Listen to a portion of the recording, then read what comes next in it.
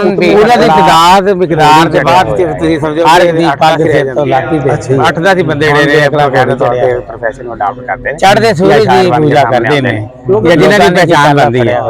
ਤੁਸੀਂ ਇੱਕ ਹਰ ਬੰਦਾ ਇਹਦੇ ਘਰ ਵਿੱਚ ਵੜਿਆ ਹੋਇਆ ਜੋ ਖੁੱਡੇ ਵਿੱਚ ਕੁੱਕੜ ਖੜਿਆ ਆਇਆ ਜਾਂ ਸਲਾਹ ਲੈਣ ਆਇਆ, हर बंदा इनके घर में। हमारे सोशल मीडिया नेटवर्क प्रोग्राम ये मुलाकात एक बहाना के आज के मेहमान हैं जनाब रियाज कादरी साहब। रियाज कादरी साहब, वेलकम टू द शो। जी अस्सलाम वालेकुम। वालेकुम। शुक्रिया मेहरबानी। कह साहब तुसी कितनी उम्र दे सी जो तुहानू महसूस होया कि तुहाडा कलम रूटीन की पढ़ाई तो इलावा भी कुछ लिखण लई मजबूर कर रहा? जी खालिद साहब, मैं 6-7 साल का सी जिस वेले मैनू स्कूल में पाया गया, वो तो 1-2 साल बाद मैं अदबी किताबां पढ़नी शुरू कर दी। 6-7 साल? जी जी, 6-7 साल की उम्र थी। ठीक। तो उदों मैं पहली दूसरी जमात पढ़ता सी, फिर उहदे नाल ही मैं अखबार लेना शुरू किया। ते अदबी रसाले ते अखबार ਜਿਹੜੇ ਨੇ वो तकरीबन 8 साल की उम्र से पढ़ने शुरू करते। मैं कोर्स ਤੋਂ ਇਲਾਵਾ मेरा दिल करता ਸੀ कि मैं सारी किताबां पढ़ लवां। अच्छा, कड़ी उम्र च तुहाडी कोई बाज़ाब्ता तहरीर, नसर या नज़म छाया होए? इस तरह से कि जिस वेले मैं दूसरी तीसरी से अखबार लैके पढ़ना बच्चों का मशरक, बच्चों का नवाए वक्त, बच्चों का मरोज, वो बड़ा शोरा से तो वो मैं लिखने की भी कोशिश करनी कि मैं छपा, लेकिन मैंने खत भी नहीं पढ़ना होंदा ते ये भी नहीं पता तहरीर किद्दां भेजिया जांदियां। 5वीं तक तो मैं तकरीबन ताबड़ तोड़ कोशिश की कि मेरी कोई तहरीर छप जाए। सही। सैकड़ों की तादाद खत लिखे लेकिन कोई नहीं छपी। फिर जिस वेले मैं 7वीं जमात में होया उदों मेरी उम्र 12 साल सी, पहली तहरीर छाया हुई ते रोज़नामा मरोज में छपी। बच्चों का सफ़र सी, बच्चों की दुनिया। उहदे विच मैं एक कहानी लिखी थी, नन्ही मुजाहिदा। वो अल्लामा इकबाल की नज़म है, एक बांगे दराज, फातिमा बिन्त अब्दुल्ला तराबलस के शहीदों को पानी पिलाती हुई, मुजाहिदों को पानी पिलाती हुई। अच्छा, फिर तुसी अपना रुख नसर की बजाय नज़म अल कर लिया? नज़र दे विच मैं कहानियां लिखियां, नसर दे विच बहुत सारे मज़ामीन भी लिखे, लेकिन कुदरती तौर पर मेरे अंदर एक शायर छुपया होया सी ते मैं मैट्रिक तक मुसलसल नज़मां लिख के ते अखबारां च भेजदा रहा, रोज़नामा नवाए वक्त भी। ਉਹਦੇ ਵਿੱਚ ਮੇਰਾ ਨਾਮ ਨਾ ਕਾਬਲੇ ਸ਼ਾਤ ਆਉਂਦਾ ਰਿਹਾ, ਨਜ਼ਮਾਂ ਵਿੱਚ ਆਉਂਦਾ ਸੀ ਕਿ ਨਾ ਕਾਬਲੇ ਸ਼ਾਤ ਨਜ਼ਮਾਂ। ਯਾਨੀ ਕਿ ਨਾ ਕਾਬਲੇ ਅਸ਼ਾਤ ਚ ਅੱਜ ਦਾ ਲਿਖਾਰੀ ਸਮਝਦਾ ਕਿ ਅਗਰ ਨਾ ਆ ਜੇ ਤੇ ਬਹੁਤ ਬੁਰੀ ਗੱਲ ਆ। ਇਹ ਬੁਰੀ ਗੱਲ ਨਹੀਂ ਹੈ, ਇਹ ਖੁਸ਼ੀ ਵਾਲੀ ਗੱਲ ਸੀ ਕਿ ਉਹਦੇ ਵਿੱਚ ਸ਼ਾਮਲ ਹੁੰਦਾ ਸੀ। ਇੱਕ ਦਫਾ ਉਹਦਾ ਜਿਹੜਾ ਐਡੀਟਰ ਸੀ ਨਾ, ਉਹ ਬੜੇ ਵੱਡੇ ਸ਼ਾਇਰ ਸੀ ਵੈਸੇ, ਆਤਰ ਹਾਸ਼ਮੀ, ਨਵਾਏ ਵਕਤ ਦੇ ਬੱਚਿਆਂ ਸਫੇ ਦੇ। ਉਹਨਾਂ ਨੇ ਇੱਕ ਲਾਈਨ ਲਿਖੀ कि फैसलाबाद से रियाज अहमद कादरी ने भी नज़में भेजी हैं। ਉਹਦਾ अगला जुमला ਸੀ कि वो एक दिन शायर बन जाएंगे। इतों ही पता लगा भी फिलहाल नहीं है लेकिन बन जाएंगे। तो मैं कोशिश जारी रखी ते नज़म नगारी जारी रखी। अच्छा, वो गल ना गल निकलती है, तुहाडा की ख्याल है कि ना काबले इशात अज भी बच्चों के जो ना आते वो दिल बर्दाश्त होंगे ने, क्या नाम लिखना चाहिए या सिर्फ तहरीर का नाम लिख देना चाहिए? बच्चे को पता लग जाएगा कि मेरी तहरीर नाकाबले शात च आ गई। मेरे हिसाब से तहरीर का भी ना आ जाए तो भी कोई नहीं, बच्चे का भी आ जाए तो भी हर्ज कोई नहीं, क्योंकि नाकाबले शात होना कोई जुर्म नहीं है। और तुहानू याद हो ना कि पुराने जिन्ने अखबार छाए होंगे सी, उहदे विच सब तो वड्डा कालम नाकाबले शात का हुंदा सी। बाज़ का पूरा सफ़ा भरिया हुंदा सी, उत्ते लिखिया हुंदा सी नाकाबले शात, ते थल्ले बहुत सारे ना नाम हर शहर च लिखे होंगे सी। लेकिन उही नाम बाद वड्डे अदीबा शायरां च भी शामिल हो गए जिन्हां ने कोशिश जारी रखी। नाकाबले शात छापण दा मकसद हुंदा है अगर तुसी कच्चे आशिक हो, कच्चे लिखारी हो तो तुसी हट जाओ दरम्यान च, लेकिन जे तुसी पक्के आशिक हो, पक्के लिखारी हो, लगे रहो ते कोशिश जारी रखो तो इंशाअल्लाह एक दिन कामयाब हो जाओ। नहीं, अज भी असीं अगर पुराने रसाले खोलते हैं तो बड़े बड़े अच्छे जोड़े अज के लिखारी ने, जी जी, उन्होंने नाम है ने नाकाबले शात? जी बिल्कुल है, बिल्कुल है। अच्छा, तुहाडा बोलन दा, तुहाडा शायरी पढ़न दा एक अंदाज जुदागाना अंदाज है जी जी, जिहड़ा कि दूसरे शायरां तो तुहानू मुमताज करदा वा। जी जी, ये तुहाडा अपना स्टाइल आ किते कॉपी कीता? जी, ये सर मेरा अपना ही अंदाज है, कितों भी कापी नहीं किया। कुदरती तौर पर कुदरत ने जो अंदाज रियाज कादरी ने दिता है वही मैं बना लिया। ये अंदाज तकरीर करन दा होवे, भावें शेर कहन दा होवे, गुफ्तगू कहन दा होवे, नकाबत करन दा होवे, या किसी जगह होर कलाम करन दा, ਤੇ ਇਹ ਆਪਣਾ ਹੀ ਆ ਰੇਡੀਓ ਕਾਲਮ ਦਾ ਹੋਵੇ, ਇਹ ਤਕਰੀਬਨ ਇਹ ਆਪਣਾ ਹੀ ਹੈ, ਕਿਸੇ ਕੋਲ ਨਹੀਂ ਲਿਆ ਗਿਆ। ਇਹਦੇ 'ਚ ਕਈ ਲੋਕ ਕੋਸ਼ਿਸ਼ ਵੀ ਕਰਦੇ ਆ ਕਿ ਕਾਦਰੀ ਸਾਹਿਬ ਨੂੰ ਹਟਾਇਆ ਜਾਏ, ਥੋੜਾ ਜਿਹਾ ਸਲੋ ਕੀਤਾ ਜਾਏ, ਥੋੜਾ ਜਿਹਾ ਅੰਦਾਜ਼, ਲੇਕਿਨ ਇਹ ਮੇਰਾ ਸ਼ੁਰੂ ਤੋਂ ਲੈ ਕੇ ਹੁਣ ਤੱਕ ਇਹੀ ਸਟਾਈਲ। ਜੋ ਕੁਦਰਤ ਨੇ ਜਿਹੜੀ ਸਪੀਡ ਤੁਹਾਨੂੰ ਦੇ ਦਿੱਤੀ, ਜਿਹੜਾ ਅੰਦਾਜ਼ ਤੁਹਾਨੂੰ ਦੇ ਦਿੱਤਾ, ਬਿਲਕੁਲ ਆਵਾਜ਼, ਪਿਚ, ਟੋਨ ਜਿਹੜੀ ਵੀ ਹੈ ਕੁਦਰਤ ਵੱਲੋਂ ਹੀ ਵਧੀਆ ਹੁੰਦੀ ਆ। ਇਹਦੇ ਤੇ ਕੋਈ ਅਸੀਂ ਅਡਾਪਟਡ ਨਹੀਂ ਕਰ ਸਕਦੇ, ਕਿਸੇ ਕੋ ਬਣਾ ਨਹੀਂ ਸਕਦੇ, ਨਾ ਹੀ ਜਾਲੀ ਆ ਮਸਨੂਈ ਨਹੀਂ ਇਖਤਿਆਰ ਕਰ ਸਕਦੇ। ਅੱਛਾ ਕਾ ਸਾਹਿਬ, ਤੁਹਾਡੀ ਸ਼ਾਇਰੀ ਜਿਹੜੀ ਹੈ ਨਾ ਤੇ ਰਸੂਲੇ ਮਕਬੂਲ ਤੇ ਹਮਦੋ ਸਨਾ ਦੀ ਮੁਹੱਬਤ 'ਚ ਡੁੱਬੀ ਨਜ਼ਰ ਆਉਂਦੀ ਹੈ। ਹੁਣ ਤੱਕ ਕਿਤਨਾ ਕੁ ਕੋਈ ਕਲਾਮ ਜਿਹੜਾ ਸ਼ਾਇਰੀ ਜਾਂ ਹਮਦੋ ਸਨਾ ਦੇ ਹਵਾਲੇ ਨਾਲ ਪਿਓਰ ਲਿਖ ਚੁੱਕੇ? ਮਾਸ਼ਾਅੱਲਾ ਹੁਣ ਤੇ ਹਰ ਰੋਜ਼ ਇੱਕ ਨਾਤ ਲਿਖਦਾ ਮੈਂ, ਮਾਸ਼ਾ ਹਰ ਰੋਜ਼। ਤੇ ਤਕਰੀਬਨ ਉਹ ਫੇਸਬੁੱਕ ਤੇ ਵੀ ਲਗਾਈ ਜਾਂਦੀ, ਮੀਡੀਆ ਤੇ ਵੀ ਜਾਂਦੀ ਹੈ। ਤੇ ਕਿਤਾਬਾਂ ਦੀ ਸ਼ਕਲ ਤੇ ਕੋਈ 10 ਕਿਤਾਬਾਂ ਨਾਤ ਔਰ ਹਮਦੀਆਂ ਔਰ ਮਨਕਬਤ ਦੀਆਂ ਸ਼ਾਇਆ ਹੋ ਚੁੱਕੀਆਂ ਨੇ। ਤੇ ਇਸ ਤੋਂ ਤੇ 4 ਗੁਣਾ ਕਿਤਾਬਾਂ ਦਾ ਮੈਟਰ ਮੇਰੇ ਕੋਲ ਮੌਜੂਦ ਹੈ। ਸਹੀ। ਹੁਣ ਤਕਰੀਬਨ ਹਰ ਨਾਤ ਜਿਹੜੀ ਨਾ ਮੈਂ ਮੋਬਾਈਲ ਦੇ ਉੱਤੇ ਟਾਈਪ ਕਰਕੇ ਆਪਣੇ ਕੰਪਿਊਟਰ ਦੀ ਇੱਕ ਬੁੱਕ 'ਚ ਸੇਵ ਕਰ ਦਿੰਦਾ, ਉਹ 'ਚ ਜਮ੍ਹਾਂ ਹੋ ਜਾਂਦੀ ਹੈ। ਤੁਸੀਂ ਇਹ ਸਮਝੋ ਕਿ ਮਹੀਨੇ 'ਚ ਇੱਕ ਕਿਤਾਬ ਦਾ ਮੈਟਰ ਤਿਆਰ ਹੋ ਜਾਂਦਾ ਹੈ, 1 ਮਹੀਨੇ 'ਚ ਕਿਤਾਬ। ਹੁਣ ਕਿਤਾਬ ਇੰਨੀ ਜ਼ਿਆਦਾ ਮਹਿੰਗੀ ਹੋ ਗਈ ਹੈ ਨਾ ਕਿ ਇੰਨੀਆਂ ਕਿਤਾਬਾਂ ਸ਼ਾਇਦ ਕਰਨ ਲਈ ਇੰਨੇ ਵਸਾਇਲ ਨੇ। ਅਗਰ ਵਸਾਇਲ ਵੀ ਹੋਣ ਤੇ ਦੋਸਤ ਇਹੀ ਕਹਿੰਦੇ ਨੇ ਕਿ ਕਿਤਾਬ ਫ੍ਰੀ ਤਕਸੀਮ ਕੀਤੀ ਜਾਏ, ਮੁਫਤ।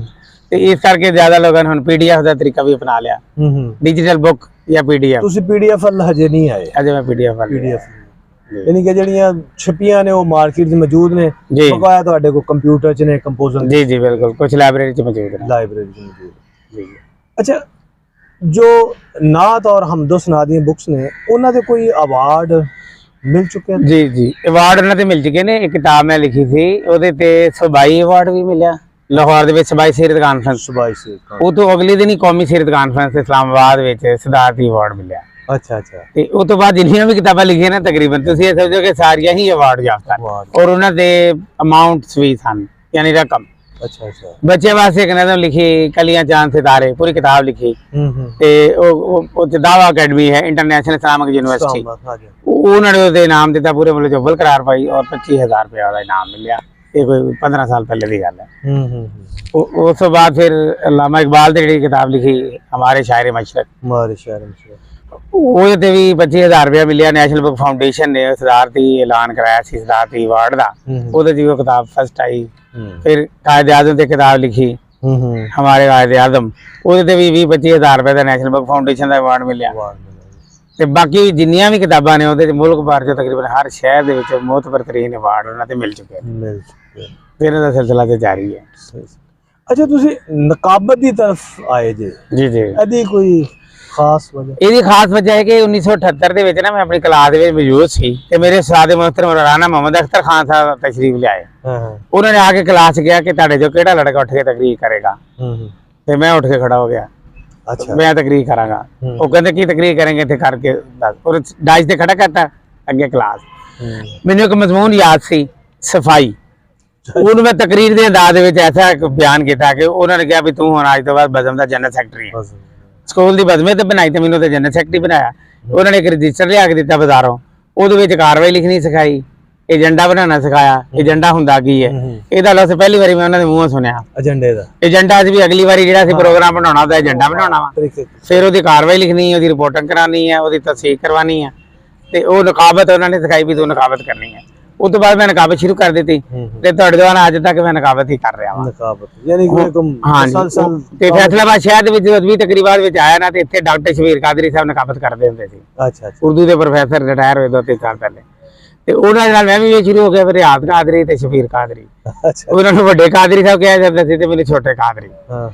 ਤੇ ਹੁਣ ਤੱਕ ਮੈਂ 3000 ਤੋਂ ਜ਼ਿਆਦਾ ਪ੍ਰੋਗਰਾਮ ਤਕਰੀਬਾਤ ਜਿਹੜੀਆਂ ਨਾ ਤੇ ਮੁਸ਼ਾਇਰੇ ਉਹਨਾਂ ਨੇ ਨਕਾਬਤ ਕਰ ਚੁੱਕਿਆ ਵਾ। ਮਾਸ਼ਾਅੱਲਾ। ਤੇ ਇਹ ਇੱਕ ਰਿਕਾਰਡ ਬਣ ਗਿਆ। ਤੁਸੀਂ ਇਹ ਸਮਝੋ ਕਿ 30 ਸਾਲ ਦੇ ਵਿੱਚ ਨਾ ਤੇ ਹਰ ਸਾਲ ਦੇ ਵਿੱਚ 1000 ਮੁਸ਼ਾਇਰੇ ਦੀ ਨਕਾਬਤ। 1000 ਮੁਸ਼ਾਇਰੇ ਤਕਰੀਬਨ, ਤੇ ਇਹਨੇ ਜ਼ਿਆਦਾ ਹੋ ਚੁੱਕੇ ਨੇ। ਤੇ ਇਹਦੀ ਮਸਲ ਕਾਮਯਾਬੀ ਦੀ ਵਜ੍ਹਾ ਤੁਹਾਡਾ ਇੱਕ ਜੁਦਾਗਾਨਾ ਸਟਾਈਲ ਆ ਜਾਂ ਬਸ ਉਹਦੀ ਵਜ੍ਹਾ ਹੈ ਕਿ ਕੁਦਰਤੀ ਮਿਲਾਨ, ਰੁਝਾਨ ਤੇ ਉਸ ਤੋਂ ਬਾਅਦ ਫਿਰ ਤਕਰੀਬ ਸਾਦੀ। ਔਰ ਮੈਨੂੰ ਪ੍ਰੋਗਰਾਮ ਕਰਨਾ ਇੰਨਾ ਕਿ ਸ਼ੌਕ ਹੈ ਕਿ ਮੈਂ 15-20 ਸ਼ਾਇਰ ਜਿਹੜੇ ਨੇ ਮੈਂ ਚਾਹੁੰਦਾ ਕਿ 1 ਘੰਟੇ 'ਚ ਆ ਜਾਂਦੇ, ਉਹ ਫਿਰ ਫੋਨ ਕਰੀਦਾ ਤੇ ਆ ਜਾਂਦੇ ਨੇ।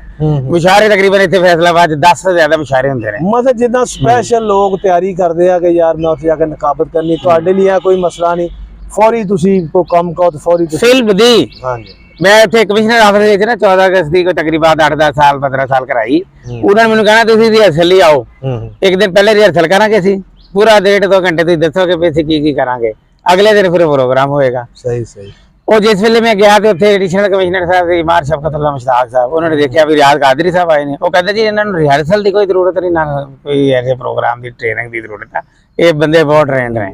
ਤੇ ਉਸ ਤੋਂ ਬਾਅਦ ਉਹ ਅਲਹਮਦੁਲਿल्लाह ਤੁਹਾਡੇ ਤੋਂ ਆਣਾ ਕੋਈ ਐਸੀ ਜ਼ਰੂਰਤ ਨਹੀਂ ਰਿਹਰਸਲ ਦੀ, ਫਿਲਮ ਦੀ ਮੌਕੇ ਦੇ ਮੁਤਾਬਕ ਮੁਸ਼ਾਇਰਿਆਂ ਦੀ ਨਕਾਬਤ ਕਰਨ ਦਾ ਮੈਨੂੰ ਇਸ ਕਰਕੇ ਵੀ ਜ਼ਿਆਦਾ ਮਜ਼ਾ ਆਉਂਦਾ ਹੈ ਕਿ ਹਰ ਸ਼ਾਇਰ ਤੇ ਫਿਲਮ ਦੀ ਸ਼ੇਰ ਕਹਿ ਦਿੰਦਾ, ਜਿਹੜੇ ਉਹ ਸ਼ੇਰ ਪੜ੍ਹ ਕੇ ਗਏ ਹੁਣ ਉਹਦੇ ਵਿੱਚ 5-7 ਸ਼ੇਰ ਕਹਿ ਦਿੰਦੇ ਆ, ਤੇ ਜੇ ਕੋਈ ਉਹ ਸੀਰੀਅਸ ਗਜ਼ਲ ਪੜ੍ਹ ਕੇ ਗਿਆ ਤੇ ਉਹਦੀ ਪੈਰੋਡੀ ਬਣਾ ਦਿੱਤੀ ਆ, ਤੇ ਜੇ ਕੋਈ ਪੈਰੋਡੀ ਪੜ੍ਹ ਕੇ ਗਿਆ ਜਾਂ ਮਜ਼ਾਹੀਆ ਪੜ੍ਹ ਕੇ ਗਿਆ ਤੇ ਉਹਦਾ ਸੰਜੀਦਾ ਬਣਾ ਦਿੱਤਾ। ਲੋਕ ਫਿਰ ਉਹਨੂੰ ਜਾਇ ਬਹੁਤ ਕਰਦੇ ਨੇ, ਬਹੁਤ ਖੁਸ਼ ਹੁੰਦੇ ਨੇ। ਅੱਛਾ ਕਾਜ਼ੀ ਸਾਹਿਬ, ਤੁਸੀਂ ਆਜ਼ਾਦ ਸ਼ਾਇਰੀ ਜਿਹੜੀ ਹੈ ਉਹਨੂੰ ਕਿਹਦਾ ਸਮਝਦੇ? ਇਸ ਸ਼ਾਇਰੀ 'ਚ ਪਾਬੰਦ ਸ਼ਾਇਰੀ ਦੀ ਨਿਸਬਤ ਸ਼ੋਹਰਤ ਜ਼ਿਆਦਾ, ਸ਼ਾਇਰ ਵਾਲਾਂ ਨੂੰ ਝਟਕਦੇ ਆ ਜਾਂ ਮੁਰਸ਼ਦ ਕਰਦੇ ਆ, ਤੇ ਹਾਲ ਦੀਆਂ ਤਾਲੀਆਂ ਤੇ ਗੂੰਜ ਆਮ। ਨਸਰੀ ਸ਼ਾਇਰੀ ਹੁਣ ਆਪਣੀ ਹਸੀਅਤ ਬਣਵਾ ਚੁੱਕੀ ਹੈ, ਤਸਲੀਮ ਕਰ ਚੁੱਕੇ ਨੇ ਲੋਕਾਂ ਨੇ। ਨਸਰੀ ਸ਼ਾਇਰੀ ਉਹਦੇ ਵਿੱਚ ਫਿਕਰ, ਥਾਟ, ਖਿਆਲਾਤ, ਆਈਡੀਆਜ਼ ਜਦੋਂ ਅਸੀਂ ਕਰਨੇ ਨਾ ਬਿਆਨ, ਤੇ ਨਸਰੀ ਸ਼ਾਇਰੀ ਜਿਸ ਤਰ੍ਹਾਂ ਬਾਕੀ ਚੀਜ਼ਾਂ ਕੋਈ ਅੰਗਰੇਜ਼ੀ ਵੱਲੋਂ ਸਾਡੇ ਵੱਲ ਆਈਆਂ ਨੇ, ਅੰਗਰੇਜ਼ੀ ਲਿਟਰੇਚਰ ਚੋਂ, ਇਹ ਨਸਰੀ ਨਜ਼ਮ ਵੀ ਅੰਗਰੇਜ਼ੀ ਲਿਟਰੇਚਰ ਚੋਂ ਆਈ ਹੈ। ਲੇਕਿਨ ਉਹ ਦੇਖੋ ਨਾ ਕਿ ਸਾਡੇ ਉਸਤਾਦ ਇਮਾਮਦੀਨ ਗੁਜਰਾਤੀ ਸਾਹਿਬ ਦਾ ਇੱਕ ਹੈ ਜੀ ਕਿ ਇਹ ਸੜਕ ਜਾਤੀ ਹੈ ਜਲਾਲਪੁਰ ਜੱਟਾ ਤਲਕ। ਉਸਤਾਦ ਨੇ ਪੁੱਛਿਆ ਕਿ ਸੜਕ ਪਹਿਲਾ ਜਿਹੜਾ ਮਿਸਰਾ ਬੜਾ ਛੋਟਾ, ਤੇ ਉਹਨੇ ਕਿਹਾ ਸੜਕ ਨੂੰ ਉੱਥੇ ਤੱਕ ਲੈ ਜਾਓ ਜਿੱਥੇ ਤੱਕ ਤੁਹਾਡਾ ਪੂਰਾ ਹੁੰਦਾ। ਇਹਦਾ ਮਤਲਬ ਹੈ ਕਿ ਸ਼ਾਇਰੀ ਤੇ ਬੜੀ ਪਿੱਛੋਂ ਤੁਰਦੀ ਆਈ ਨਾ ਫਿਰ ਆਜ਼ਾਦ ਸ਼ਾਇਰੀ। ਬਿਲਕੁਲ ਆਜ਼ਾਦ ਸ਼ਾਇਰੀ ਜਿਹੜੀ ਆ ਉਹਦੇ ਵਿੱਚ ਕਿਸੇ ਕਿਸਮ ਦੀ ਕੋਈ ਵੀ ਪਾਬੰਦੀ ਨੂੰ ਮੱਦੇਨਜ਼ਰ ਨਹੀਂ ਰੱਖਦੇ। ਉਹਦੇ 'ਚ ਸਿਰਫ ਖਿਆਲਾਤ ਹੈ ਕਿ ਆਈਡੀਆ ਜਿਹੜੇ ਨੇ ਅਸੀਂ ਨਸਰ, ਆਮ ਨਸਰ ਜਿਹਦਾ ਅਫਸਾਨੇ ਦੀ ਨਸਰ ਹੈ ਜਾਂ ਕਹਾਣੀ ਜਾਂ ਮਜ਼ਮੂਨ ਦੀ ਨਸਰ, ਉਹਦੇ ਨਾਲ ਥੋੜੀ ਜਿਹੀ ਬਦਲ ਲੈਣੀ ਆ, ਥੋੜੇ ਜਿਹੇ ਮੁਸ਼ਕਿਲ ਅਲਫਾਜ਼ ਲੈ ਆਉਂਦੇ ਆ, ਮੁਸ਼ਕਿਲ ਆਈਡੀਆਜ਼ ਤੇ ਮੁਸ਼ਕਿਲ ਖਿਆਲਾਤ ਨੂੰ ਪੇਸ਼ ਕਰ ਦੇਣਾ ਤਾਂ ਕਿ ਐਂਡ ਤੇ ਜਾ ਕੇ ਕਿਸੇ ਨੂੰ ਸਮਝ ਵੀ ਨਾ ਆਵੇ। ਲੇਕਿਨ ਉਹ ਤੇ ਇੱਕ ਚੀਜ਼ ਹੋਰ ਆ। ਲੇਕਿਨ ਮੈਂ ਦੇਖਿਆ ਕਿ ਇਹਦੇ 'ਚ ਵੀ ਉਹੀ ਸ਼ਾਇਰੀ ਕਾਮਯਾਬ ਆ ਜਿਹਦੇ 'ਚ ਕੋਈ ਮਕਸਦ ਨਜ਼ਰ ਆਉਂਦਾ। ਜੀ ਬਿਲਕੁਲ। ਜਿਸ ਤਰ੍ਹਾਂ ਨਾਸਰ ਕਾਜ਼ਮੀ ਦੀ ਤੁਸੀਂ ਸ਼ਾਇਰੀ ਪੜ੍ਹੋ, ਕੋਈ ਚੀਜ਼ਾਂ ਸਾਨੂੰ मकसद तो पहली गल है ना, असं अगर पाबंद शायरी कर रहे हैं या काफिया विच लिख रहे हैं या फिर अगर मकसद ही कोई नहीं तो उसका फायदा की है। लिहाजा नसरी नज़म भी अगर तुहाडी कोई फिक्र और सोच के उत्ते कोई असरार डालती है तो वो फायदेमंद है, अगर नहीं डालती उसका कोई फायदा नहीं।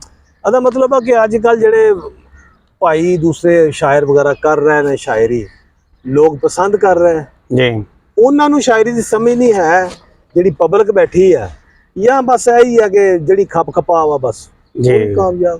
ये सही क्या है, सोशल मीडिया का दौर आ गया, अगे वाली गल नहीं रही। हुण तो सिर्फ यह है कि जिन्ने ज्यादा तुहाडे लाइक है, जिन्ने ज्यादा तुहाडे शेयर दा, जिन्ने ज्यादा तुहाडे व्यूअर दा, ਉਹਨੂੰ ਸ਼ਾਇਰ ਦਾ ਮਿਆਰ ਬਣਾ ਲੈਂਦੇ ਨੇ, ਭਾਵੇਂ ਉਹਦੇ 'ਚ ਕੋਈ ਗੱਲ ਹੋਵੇ ਭਾਵੇਂ ਨਾ ਹੋਵੇ। ਸਹੀ ਸਹੀ। ਸੋਸ਼ਲ ਮੀਡੀਆ ਬਤਾ ਦੇਖੋ ਤੇ ਆਡੀਅנס ਬਣ ਕੇ ਸਾਹਮਣੇ ਆ ਗਿਆ। ਇਹ ਵੀ ਸਾਡਾ ਇੱਕ ਸਾਹਮਣੇ ਆ। ਇੱਕ ਜ਼ਮਾਨਾ ਸੀ ਜਦੋਂ ਸੋਸ਼ਲ ਮੀਡੀਆ ਤੇ ਹੁੰਦਾ ਹੀ ਨਹੀਂ ਸੀ ਤੇ ਅਖਬਾਰਾਂ ਦੇ ਵਿੱਚ ਵੀ ਸਿਰਫ ਖਬਰ ਜਾਂਦੀ ਸੀ ਕਿ ਫਲਾਂ ਜਗ੍ਹਾ ਮੁਸ਼ਾਰਾ ਹੋਇਆ, ਲੇਕਿਨ ਅਸਲ ਜੋ ਆਵਾਮ ਨੇ ਸਾਹਮਣੇ ਉਹੀ ਹੁੰਦੇ ਸਨ। ਹੁਣ ਆਵਾਮ ਦੀ ਹਸੀਅਤ ਵੀ ਇਸ ਤਰ੍ਹਾਂ ਹੀ ਹੈ ਜਿਸ ਤਰ੍ਹਾਂ ਕੰਟਰੋਲਡ ਆਡੀਅנס ਨੇ, ਗਾਈਡਡ ਆਡੀਅנס ਨੇ, ਕੰਟਰੋਲਡ ਆਡੀਅנס ਨੇ। ਉਹਨਾਂ ਨੂੰ ਦੱਸਿਆ ਜਾਂਦਾ ਹੈ, ਫੀਡ ਕੀਤਾ ਜਾਂਦਾ ਹੈ ਕਿ ਕਿਹਨੂੰ ਦਾਤ ਦੇਣੀ, ਕਿਹਨੂੰ ਦਾਤ ਨਹੀਂ ਦੇਣੀ। ਅੱਛਾ, ਹੁਣ ਤੁਹਾਡਾ ਸ਼ਾਇਰੀ 'ਚ ਇੱਕ ਨਾਮ ਜੀ, ਤੁਹਾਡਾ ਮਕਾਮ ਅਸਾਤਜ਼ਾ ਦੇ ਉਹਦੇ 'ਚ ਮਕਾਮ ਤੇ ਆਉਂਦਾ, ਤੁਸੀਂ ਕਿਸੇ ਕੋ ਸਲਾਹ ਲਈ ਜਦੋਂ ਤੁਸੀਂ ਲਿਖਣਾ ਸ਼ੁਰੂ? ਜੀ, ਮੈਂ ਉਹੀ ਤਾਂ ਦੱਸਣ ਲੱਗਾ ਕਿ ਮੈਂ ਇਹ ਸਲਾਹ ਇਸ ਤਰ੍ਹਾਂ ਲਈ ਕਿ ਜਿਸ ਵੇਲੇ ਮੈਂ ਮੈਟਰ ਕਰਕੇ ਫਸਟ ਈਅਰ 'ਚ ਦਾਖਲ ਹੋਇਆ ਨਾ ਗਵਰਨਮੈਂਟ ਕਾਲਜ ਫੈਸਲਾਬਾਦ, ਤੇ ਮੈਂ ਕੁਝ ਨਜ਼ਮਾਂ ਲਿਖ ਕੇ ਰੋਜ਼ਨਾਮਾ ਆਵਾਮ 'ਚ ਲੈ ਕੇ ਗਿਆ। ਰੋਜ਼ਨਾਮਾ ਆਵਾਮ ਦੇ ਐਡੀਟਰ ਸੀ ਕਮਰ ਲੁਧਿਆਣਵੀ ਮਰਹੂਮ, ਅੱਛਾ, ਜਿਹੜੇ ਖੁਦ ਬੜੇ ਵੱਡੇ ਸ਼ਾਇਰ ਸੀ। ਉਹਨਾਂ ਦੇ ਅੱਗੇ ਮੈਂ ਜਾ ਕੇ ਨਜ਼ਮਾਂ ਰੱਖੀਆਂ, ਉਹਨਾਂ ਨੇ ਦੇਖਿਆ ਨਜ਼ਮਾਂ ਤੇ ਉਹ ਕਹਿੰਦੇ ਖਾਰਜਤ ਬਹਿਰ। ਮੈਂ ਉਹਨੂੰ ਕਿਹਾ ਜੀ ਖਾਰਜਤ ਬਹਿਰ ਕੀ ਹੁੰਦਾ? ਫਿਰ ਉਹ ਕਹਿੰਦੇ ਬੇਵਜ਼ਨ। ਮੈਂ ਕਿਹਾ ਬੇਵਜ਼ਨ ਕੀ ਹੁੰਦਾ? ਇਹ ਕਹਿੰਦੇ ਤੈਨੂੰ ਨਹੀਂ ਇੰਨੀ ਜਲਦੀ ਪਤਾ ਲੱਗ ਸਕਦਾ, ਇਹ ਬੜੀ ਦੇਰ ਬਾਅਦ ਪਤਾ ਲੱਗੇਗਾ। ਉਹਨਾਂ ਨੇ ਉਹਨਾਂ ਨਜ਼ਮਾਂ ਦੀ ਇਸਲਾਹ ਸ਼ੁਰੂ ਕੀਤੀ, ਥੋੜੀ ਥੋੜੀ ਕਰਕੇ ਇਸਲਾਹ ਕੀਤੀ, ਤੇ ਮੈਂ ਸਮਝਣਾ ਕਿ ਮੇਰੇ ਸਭ ਤੋਂ ਪਹਿਲੇ ਉਸਤਾਦ ਕਮਰ ਲੁਧਿਆਣਵੀ ਸਾਹਿਬ ਨੇ, ਤੇ ਉਹਨਾਂ ਨੇ ਮੇਰੀ ਸਲਾਹ ਕੀਤੀ। ਫਿਰ ਮੈਂ ਰਿਫਤ ਹਾਸ਼ਮੀ ਸਾਹਿਬ ਨੂੰ ਵੀ ਕੁਝ ਚੀਜ਼ਾਂ ਦਿਖਾਈਆਂ, ਉਹਨਾਂ ਨੇ ਵੀ ਸਲਾਹ ਕੀਤੀ, ਤੇ ਫਿਰ ਮੈਨੂੰ ਥੋੜਾ ਜਿਹਾ ਪਤਾ ਲੱਗਾ।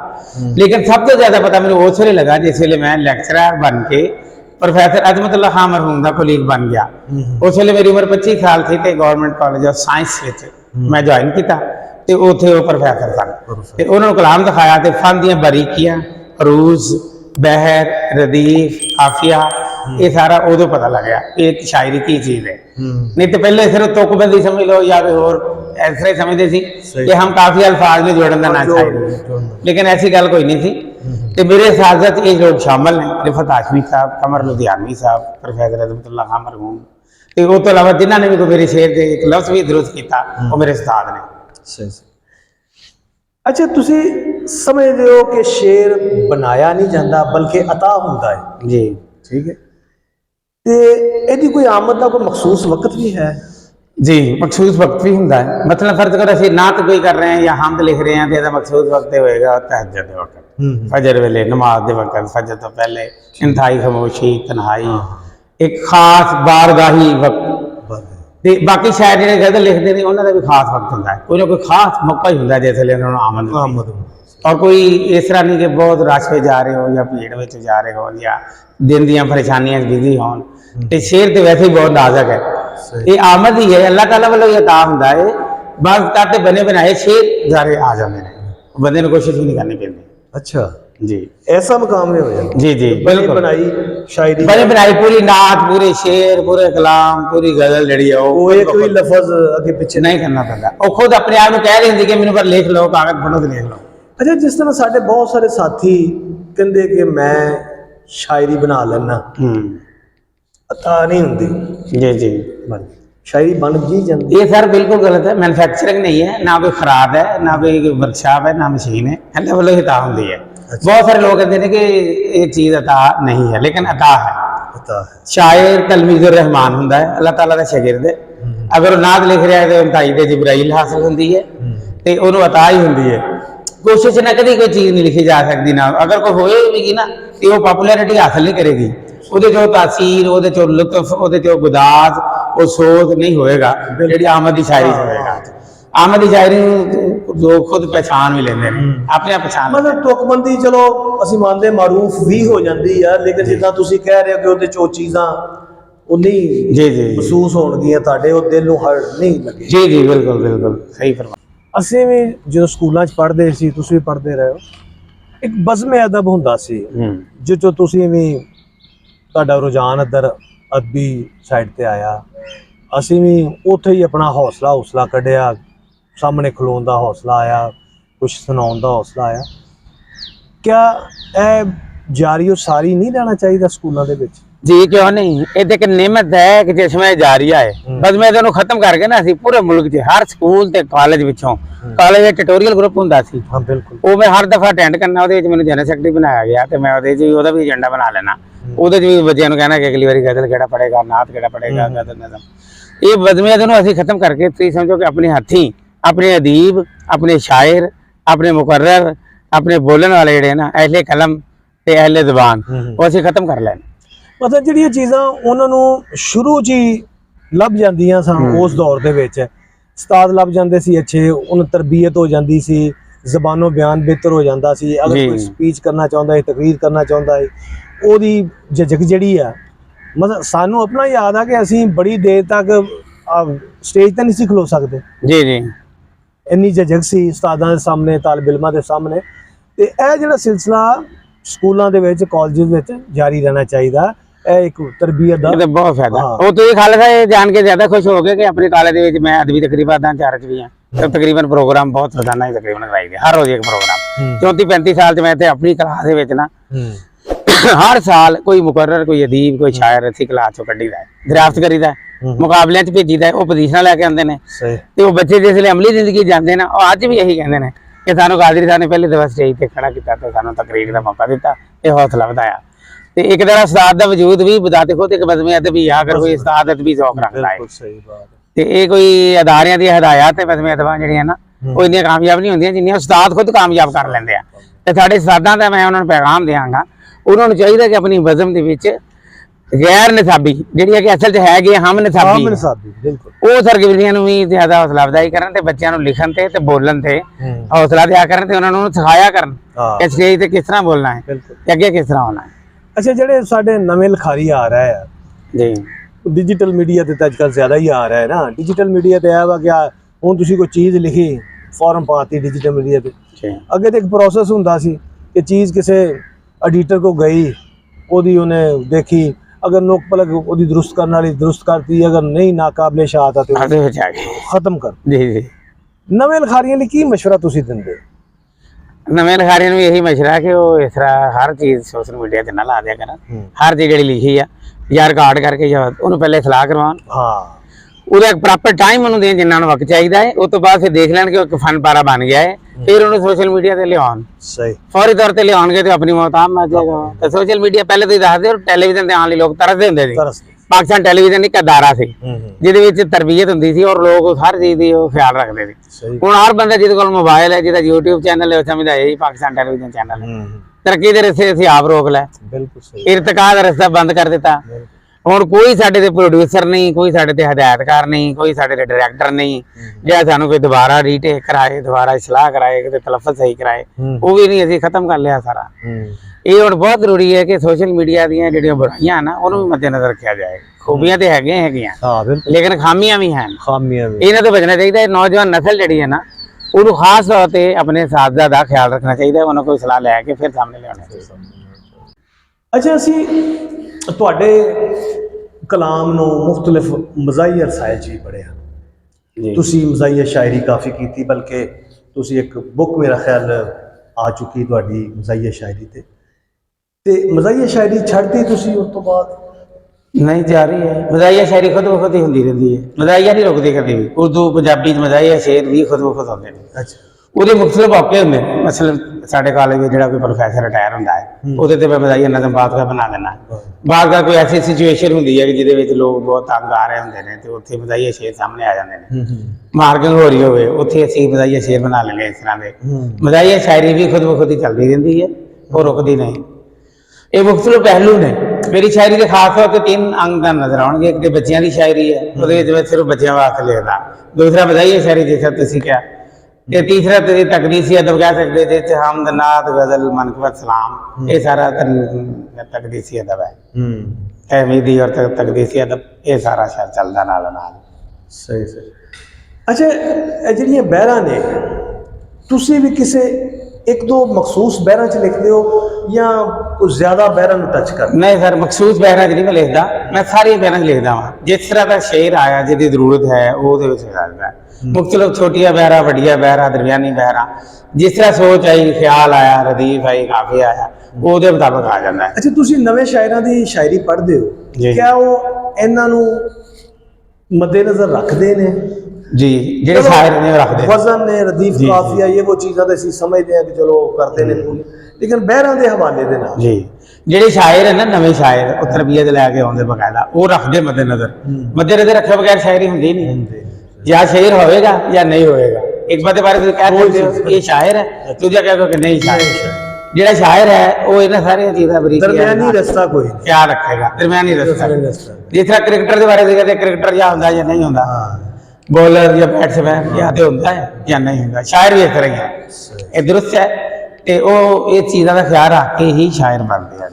ਅੱਛਾ, ਤੁਸੀਂ ਡਿਜੀਟਲ ਮੀਡੀਆ ਘੱਟ ਤੁਹਾਨੂੰ ਅਸੀਂ ਦੇਖਦੇ ਹਾਂ, ਜ਼ਿਆਦਾਤਰ ਫੇਸਬੁੱਕ ਵਗੈਰਾ ਤੇ, ਨਾ ਤੁਹਾਨੂੰ ਅਸੀਂ YouTube ਤੇ ਦੇਖਦੇ ਹਾਂ, ਨਾ ਟਿਕਟੌਕ ਤੇ ਦੇਖਦੇ ਹਾਂ, ਨਾ ਸਨੈਕ ਤੇ ਦੇਖਦੇ ਹਾਂ। ਮਤਲਬ ਜਿਹੜੇ ਵੀ ਲੋਕ ਜ਼ਿਆਦਾ ਕਾਮਯਾਬ ਨੇ ਉਹ ਇਹਨਾਂ ਮੀਡੀਅਮ ਨੂੰ ਅੱਗੇ ਲਾ ਕੇ ਆ ਰਹੇ ਨੇ, ਕਿ ਤੁਸੀਂ ਨਹੀਂ ਇਹ ਜਦੀਦ ਦੌਰ ਜਦੀਦ ਤਕਾਜ਼ਿਆਂ ਆਉਣਾ ਚਾਹੁੰਦੇ? ਮੈਂ ਇਹਨਾਂ ਚੀਜ਼ਾਂ ਦੇ ਖਿਲਾਫ ਹੈ। ਨਹੀਂ, ਟਿਕਟੌਕ ਵਗੈਰਾ ਇਹਨਾਂ ਨੇ ਤਬਾਹ ਬਰਬਾਦ ਕਰਤਾ ਸਾਡਾ ਮੁਆਸ਼ਰਾ, ਸਾਡਾ ਇਖਲਾਕ ਵੀ ਤਬਾਹ ਕਰ ਦਿੱਤਾ ਹੈ, ਕੌਮਾਂ ਦੀ ਜ਼ਿੰਦਗੀ ਵੀ ਤਬਾਹ ਬਰਬਾਦ ਕਰਤੀ। ਤੁਸੀਂ ਦੇਖਦੇ ਹੋ ਟਿਕਟੌਕ ਬਣਾਉਂਦੇ ਚੱਕਰ 'ਚ ਕਿੰਨੇ ਲੋਕ ਮਰ ਚੁੱਕੇ ਨੇ, ਸੈਲਫੀਆਂ ਬਣਾਉਣ 'ਚ ਮਰ ਚੁੱਕੇ ਨੇ।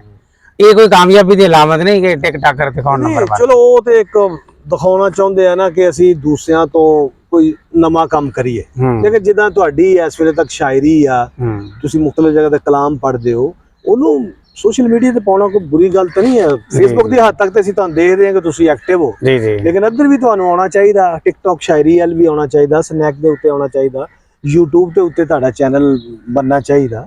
ਹਾਂ, ਅਸੀਂ ਉਮੀਦ ਆ ਕਿ ਤੁਸੀਂ ਇੱਧਰ ਆਓਗੇ।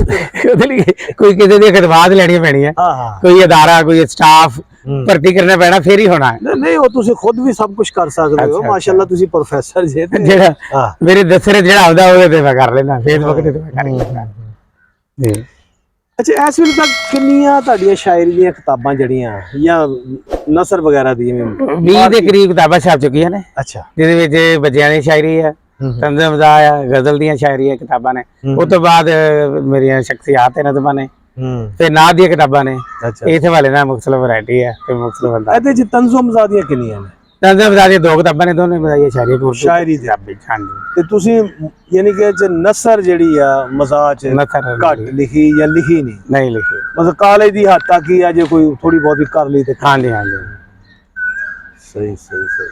ਅੱਛਾ, ਜਿਹੜੇ ਕਿੰਨੇ ਕੁ ਸ਼ਾਗਿਰਦ ਤੁਸੀਂ ਅੱਜ ਤੱਕ ਬਣਾ ਚੁੱਕੇ ਜੇ? ਕੋਈ ਕਲਾਮ ਤੁਹਾਡੇ ਕੋਲ ਆਖਰ ਸਲਾਹ ਕਰਾਉਣ ਦੀ ਸ਼ਾਇਰੀ ਚ? ਸ਼ਾਇਰੀ ਦੇ ਵਿੱਚ ਕਈ 100 ਸ਼ਾਇਰ ਬਣ ਚੁੱਕੇ ਨੇ ਸ਼ਾਇਰੀ ਦੇ ਵਿੱਚ, ਤੇ ਸੈਂਕੜਿਆਂ ਦੀ ਤਾਦਾਦ ਵਿੱਚ ਨੇ। ਤੇ ਤੁਸੀਂ ਉਹਨਾਂ ਦੀ ਤਾਦਾਦ ਚੋਂ ਜਾਂ ਉਹਨਾਂ ਦੇ ਕਲਾਮ ਤੋਂ ਕੋਈ ਹੈ ਜੇ ਮੁਤਮਿਨ? ਉਹਨਾਂ ਦੀ ਤਾਦਾਦ ਮਿਕਦਾਰ ਦੇ ਬਾਅਦ ਚ ਤੁਸੀਂ ਸਮਝੋ ਕਿ 8-10 ਹੀ ਰਹਿ ਜਾਂਦੀ ਹੈ। ਅੱਛਾ 8-10 ਹੀ ਬੰਦੇ ਜਿਹੜੇ ਨੇ ਬਕਾਇਦਾ ਤੌਰ ਤੇ ਪ੍ਰੋਫੈਸ਼ਨ ਨੂੰ ਅਡਾਪਟ ਕਰਦੇ ਨੇ ਜਾਂ ਸ਼ਾਇਰ ਬਣ ਕੇ ਸਾਹਮਣੇ ਆਉਂਦੇ ਨੇ ਕਿਉਂਕਿ ਜਾਂ ਜਿਨ੍ਹਾਂ ਦੀ ਪਹਿਚਾਣ ਬਣਦੀ ਹੈ। ਹਾਂ, ਉਹ ਤੁਸੀਂ ਇੱਕ ਉਹ ਸ਼ਾਇਰ ਦਾ ਵਾਕਿਆ ਵੀ ਤੇ ਸੁਣਾਉਂਦੇ ਜੇ ਨਾ, ਕਿ ਉਹ ਮੇਰੇ ਕੋਲ ਕਲਾਮ ਠੀਕ ਕਰਾਉਣ ਆਇਆ ਜਾਂ ਸਲਾਹ ਲੈਣ ਆਇਆ, ਤੇ ਜਦੋਂ ਵਾਪਸ ਗਿਆ ਤੇ ਸਿਰਫ ਉਹਦਾ ਆਪਣਾ ਨਾਂ, ਉਹਦਾ ਆਪਣਾ ਜ਼ਾਤੀ ਰਹਿ ਗਿਆ।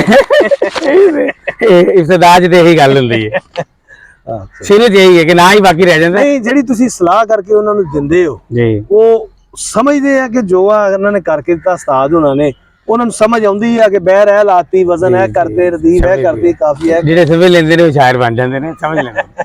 ਇੱਕ ਦੋ ਹੁੰਦੇ ਭਾਵੇਂ ਇੱਕ ਦੋ ਹੀ ਹੋਣ, ਸਮਝ ਲੈਂਦੇ ਨੇ। ਜਿਹੜੇ ਸਮਝ ਗਏ ਉਹ ਸ਼ਾਇਰ ਬਣ ਗਏ, ਨਹੀਂ ਤੇ ਉਹ ਤੈਅ 'ਚ ਬਹਿ ਗਏ। ਮੁਸਤਕਬਲ 'ਚ ਕੀ ਇਰਾਦੇ ਨੇ ਤੁਹਾਡੇ? ਕੀ ਅੰਨਾ ਕੁਛ ਕਰ ਲਿਆ, ਲੇਕਿਨ ਮਜ਼ੀਦ ਕੀ ਕਰਨਾ ਚਾਹੁੰਦੇ? ਮੁਸਤਕਬਲ ਚ ਮੇਰੇ ਸਾਰੇ ਇਹੀ ਇਰਾਦੇ ਨੇ, ਜਿਸ ਤਰ੍ਹਾਂ ਤੁਸੀਂ ਦੱਸ ਰਿਹਾ ਸੀ ਕਿ ਕਿੰਨੀਆਂ ਕਿਤਾਬਾਂ ਲਿਖ ਰਹੀਆਂ, ਉਹਨਾਂ ਨੂੰ ਮੈਂ ਕੰਪੋਜ਼ ਕਰਕੇ ਮੁਕੰਮਲ ਕਰਕੇ ਉਹਨਾਂ ਨੂੰ ਛਾਇਆ ਕਰਾਂਗਾ। ਉਹਨਾਂ ਦਾ ਇੱਕ ਦਬਸਤਾਨ ਬਣਾਵਾਂਗੇ, ਜਿੱਥੇ ਤੁਸੀਂ ਕਹਿੰਦੇ ਨੇ ਕੁਲੀਆਤ ਵਗੈਰਾ। ਤੇ ਜਿਹੜਾ ਕੰਮ ਹੈ ਹੁਣ ਤੱਕ ਕਰਦਾ ਹਾਂ, ਅੱਗੇ ਵੀ ਇਹੀ ਕਰਾਂਗੇ। ਪ੍ਰੋਗਰਾਮ, ਆਰਗੇਨਾਈਜੇਸ਼ਨ, ਨਕਾਬਤ, ਸ਼ੇਰੋ ਸ਼ਾਇਰੀ, ਤਕਰੀਬਾਤ, ਕਿਤਾਬਾਂ ਦੀ ਰੂਨਮਾਈ, ਸ਼ਾਇਰਾਂ ਦੀ ਹੌਸਲਾ ਅਫਜ਼ਾਈ, ਇਹ ਇਨਸ਼ਾਅੱਲਾ ਸਿਲਸਿਲਾ ਜਾਰੀ ਰਹੇਗਾ। ਤੁਹਾਡੀ ਕੋਈ ਐਸੀ ਹਮਦ ਨਜ਼ਮ ਜਿਹੜੀ ਤੁਸੀਂ ਬਹੁਤ ਹੀ, ਖੈਰ ਸਭ ਵੀ ਅੱਛੀਆਂ ਹੋਣਗੀਆਂ, ਲੇਕਿਨ ਜਿਹੜੀ ਤੁਹਾਨੂੰ ਇਸ ਵੇਲੇ ਯਾਦ ਆ ਰਹੀ ਹੋਵੇ? ਉਰਦੂ ਚ ਵੀ ਹੈ, ਕਿ ਪੰਜਾਬੀ ਚ ਵੀ। ਮੈਂ ਪਹਿਲਾਂ ਤੁਹਾਨੂੰ ਪੰਜਾਬੀ ਦੀ ਸੁਣਾ ਦੇਣਾ। ਰਸੂਲ ਪਾਕ ਸੱਲੱਲਾਹੁ ਅਲੈਹਿ ਵਸੱਲਮ ਦੀ ਆਮਦ ਦੇ ਸਿਲਸਿਲੇ ਦੇ ਵਿੱਚ ਸੀ ਕਿਤਾਬ ਆਈ ਸੀ, ਤਸੱਵੁਰ ਸ਼ਬਦ ਗੁੰਬਦ ਦਾ, ਪੰਜਾਬੀ ਚ। ਇਹ ਸਨ 2000 ਛਾਏ ਹੋਏ ਸੀ। ਅੱਛਾ ਅੱਛਾ। ਉਹਦੀ ਬੜੀ ਪਜ਼ੀਰਾਈ ਹੋਈ, ਬਹੁਤ ਸਾਰੇ ਆਜ਼ਾਦ ਮਿਲੇ, ਬੜੇ ਅਵਾਰਡ ਮਿਲੇ। ਉਹਦੇ ਕੋਲ ਤੁਹਾਨੂੰ ਸ਼ੇਖ ਨਾ ਅਸਰ ਮਿਲਿਆ ਸਾਡੇ ਹਾੜਿਆਂ ਨੂੰ ਜਦ ਨਬੀ ਆਏ। ਮਾਸ਼ਾਅੱਲਾ। ਹਲਾ ਸ਼ੇਰੀ ਮਿਲੀ ਸੀ ਮਾੜਿਆਂ ਨੂੰ ਜਦ ਨਬੀ ਆਏ। ਉਹਨਾਂ ਨੇ ਤੋੜ ਦਿੱਤੇ ਬੁੱਤ ਵੀ ਆਪਣੇ ਆਪ ਹੱਥਾਂ ਨਾਲ, ਮਿਲੀ ਛੁੱਟੀ ਸੀ ਪੱਥਰ ਕਾੜਿਆਂ ਨੂੰ ਜਦ ਨਬੀ ਆਏ। ਮਾਸ਼ਾਅੱਲਾ। ਤੇ ਵੇਲੇ ਹਾਸਿਆਂ ਚਾਵਾਂ ਦੇ ਵੰਡੇ ਗਏ ਜ਼ਮਾਨੇ ਤੇ, ਸੀ ਲੱਗੀ ਅੱਗ ਗਮ ਦੇ ਵਾੜਿਆਂ ਨੂੰ ਜਦ ਨਬੀ ਆਏ। ਜ਼ਰਾ ਪੁੱਛੋ ਬੁਲਾ ਲੋ ਜ਼ੈਦ ਮਸਹਬ ਤੇ ਸਾਮਾਂ ਨੂੰ, ਰਿਹਾਈ ਹੋਈ ਪਿੰਜਰੇ ਤਾੜਿਆਂ ਨੂੰ ਜਦ ਨਬੀ ਆਏ। ਇਸੀ ਕੇ ਉਹਨਾਂ ਦਾ ਨਾਮ ਮਰਹਮ ਹੈ, ਉਹਨਾਂ ਦਾ ਜ਼ਿਕਰ ਮਰਹਮ ਹੈ, ਉਹਨਾਂ ਦਾ ਨਾਮ ਮਰਦਾਰਾ। ਮਿਲੀ ਫੁਹਾਰ ਸਾਡੇ ਸਾੜਿਆਂ ਨੂੰ ਜਦ ਨਬੀ ਆਏ। ਰਬੀ ਨੂਰ ਦਾ ਦੱਸੇ ਮਹੀਨਾ ਰਾਹ ਫੁੱਲਾਂ ਦਾ, ਬਹਾਰਾਂ ਆਪ ਮਿਲੀਆਂ ਜਾੜਿਆਂ ਨੂੰ ਜਦ ਨਬੀ ਆਏ। ਰਿਆਜ਼ ਅਹਿਮਦ ਹਰ ਇੱਕ ਰਿਫਤ ਨਬੀ ਦੇ ਜੋੜਿਆਂ ਪਾਰੋਂ, ਰਿਆਜ਼ ਅਹਿਮਦ ਹਰ ਇੱਕ ਰਿਫਤ ਨਬੀ ਦੇ ਜੋੜਿਆਂ ਪਾਰੋਂ, ਮਿਲੀ ਧਰਤੀ ਦੇ ਅੰਦਰ ਗਾੜਿਆਂ ਨੂੰ ਜਦ ਨਬੀ ਆਏ। ਮਾਸ਼ਾਅੱਲਾ। ਹਲਾ ਸ਼ੇਰੀ ਮਿਲੀ ਸੀ ਮਾੜਿਆਂ ਨੂੰ ਜਦ ਨਬੀ ਆਏ। ਮਿਲੀ ਤਾਸੀਰ ਸਾਡੇ ਹਾੜਿਆਂ ਨੂੰ ਜਦ ਨਬੀ ਆਏ। ਇਹ ਪੰਜਾਬੀ ਸੀ। उर्दू में भी थी, वो भी मैं दो तीन शेर सुना देना पसंद की गई है कि चलो आका की दहलीज़े हंसी पर बैठ जाते हैं, माशाअल्लाह। चलो आका की दहलीज़े हंसी पर बैठ जाते हैं, जहाँ बैठे गदा हैं हम वहीं पर बैठ जाते हैं। कबूतर उनके रोज़े के बड़े ही खुश मुकद्दर हैं, जो गुंबद सब्ज आता है वहीं पर बैठ जाते हैं। ज़माने की निगाहों ने ये मंजर भी देखा है, खुदा के अर्श के राही ज़मीं पर बैठ जाते हैं। गुलामाने मोहम्मद के ये रुतबे कितने आला हैं, जमीन पर बैठकर अरशे बरी पर बैठ जाते। माशाअल्लाह। और शेर है कि जरूरी तो नहीं महराब व मिंबर ही मुयस्सर हो, जरूरी तो नहीं महराब व मिंबर ही मुयस्सर हो, नबी का जिक्र करने को कहीं पर बैठ जाते हैं। माशाअल्लाह। शेर है कि रियाजुल जन्ना में लालो गौहर महफूज हैं कितने, रियाजुल जन्ना में लालो गौहर महफूज हैं कितने, चलो हम उसके फर्शे अंबरी पर बैठ जाते हैं। माशाअल्लाह। चलो आका की दहलीज़े हंसी पर बैठ जाते हैं, जहाँ बैठे गदा हो हम वहीं पर बैठ जाते हैं। ऐसी जनाब रियाज कादरी साहब जिन्होंने तुहाडी अज असीं मुलाकात करवाई, उम्मीद है मुलाकात तुहानूं पसंद आएगी। रियाज कादरी साहब तुहाडा बहुत बहुत शुक्रिया। बहुत शुक्रिया sir, thank you very much.